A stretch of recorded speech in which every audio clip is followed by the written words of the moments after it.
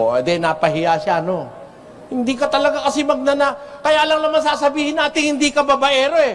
Kung sa gitna ng maraming babae, hindi mo pinagsasamantalahan, hindi ka nga babaero. Pero sasabihin, hindi ka babaero dahil wala kang mababae. Hindi tama yon. Hindi ka magnanakaw dahil wala kang mananakaw, wala kang opportunity. Hindi ka proven na hindi magnanakaw. Ang talagang hindi magnanakaw, sa gitna ng maraming mananakaw, tinutukso siya, hindi siya napapatukso.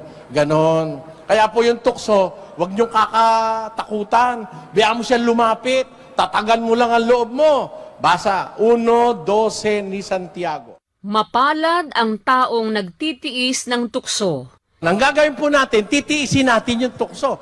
Tinutukso ka ng sekretarya mo, umuwi ka sa bahay. Ang halikan mo si misis. O, edi hindi na siya uulit. Umulit pa uli, umuwi ka na naman uli.